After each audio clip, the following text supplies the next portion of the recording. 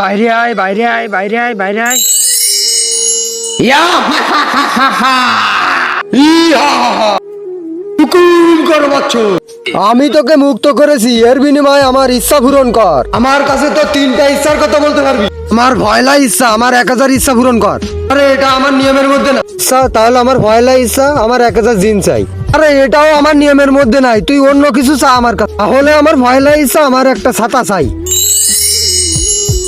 এবার তো দ্বিতীয় ইচ্ছা বল।